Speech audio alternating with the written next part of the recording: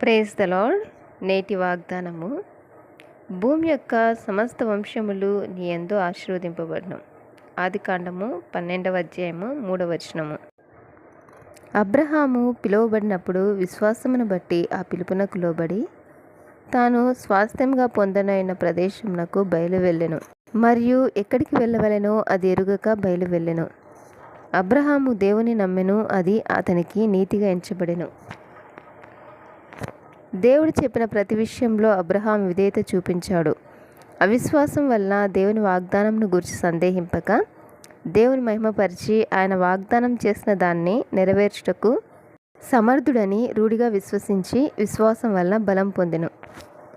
అందుచేత అది అతనికి నీతిగా ఎంచబడెను. అది అతనికి మాత్రమే కాదు గాని మన ప్రభువైన యేసును మృతుల్లో నుండి లేపిన వానియందు విశ్వాసం ఉంచిన మనకును ఎంచబడినని మన నిమిత్తమును కూడా వ్రాయబడెను.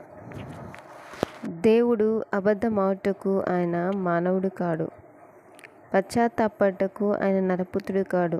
ఆయన చెప్పి చేయకుండునా, ఆయన మాట ఇచ్చి స్థాపింపకుండునా. ఆమేన్.